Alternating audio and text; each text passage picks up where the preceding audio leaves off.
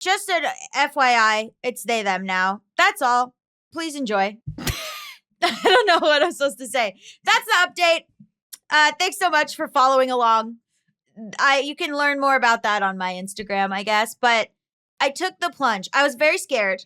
I mostly felt like I was going to be annoying everyone. But then it's mostly been good. And I talked to our manager about it and changing my bio and the kind of thing where you have to email ahead to meetings and stuff and give heads up and whatever. So that's new and makes me my people pleaser side, which is, I guess, pretty minimal. But my people pleaser side be a little bit like, you're inconveniencing everyone and everyone hates you. But it's worth it. What I mean to say to the young people listening, it's worth it. Have you felt any difference? I feel great.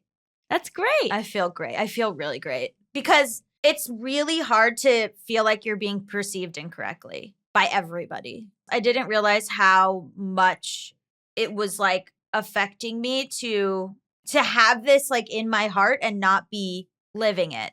To think that people were perceiving you incorrectly is, it's hard to explain, but it feels yucky. Going through life and being people are not really seeing the real me. They're not knowing me. Even friends of mine don't know this part of me. And now I feel like it's a weight lifted where it's okay, now I've communicated that I'm comfortable and also that then now other people, I feel like they're allowed to be closer to me. Does that make sense? I think so. So that's nice, especially because you and I are perceived on the internet so much.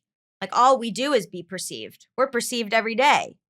Does it ever bother you if people just perceive you incorrectly? I know you bump up against people sort of being oh, Allison's uptight, Allison's anxious, when that's not who you are anymore. You must understand how I feel in some ways. Well, I think not being perceived. Obviously it's different, it's very different. But I'm just saying to you and to anybody, when people are perceiving you as not what you really are, it feels weird on my skin. Mm-hmm. Yeah. I'm not saying it's the same, but I'm saying it's, you get it. I think it gets back to how it's so important to, if you can, have a strong sense of self so that when that stuff does happen, you're able to say, okay, well, at least I know who I am. Mm-hmm, mm-hmm. And I know who I am, and I'm able to convey that in a way. I just didn't feel like tiptoeing anymore. Mm-hmm. And I wanted to convey how I felt inside in a way that was outward. But I got real freaked out. Right before I was about to post, I got super freaked out and had it in my drafts for a week, just being mm-hmm. I couldn't bring myself to hit share. I was really scared. And I just, I think it's tough because we've grown on the internet for years. So people have seen us at so many different stages in our lives. And so it feels vulnerable to be acknowledge growth or something, to be I'm not the same. Mm-hmm. Scary. Yeah, it's weird to have been perceived for so long.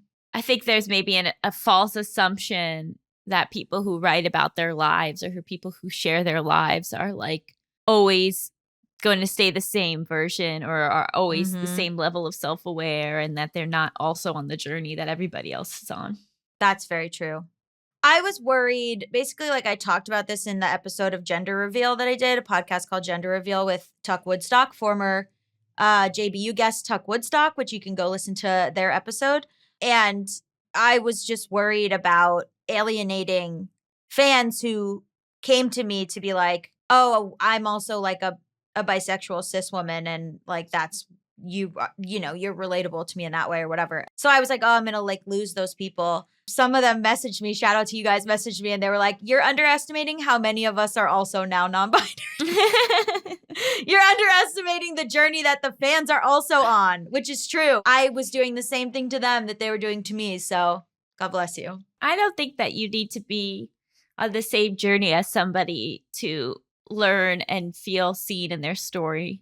Wow, that was really good.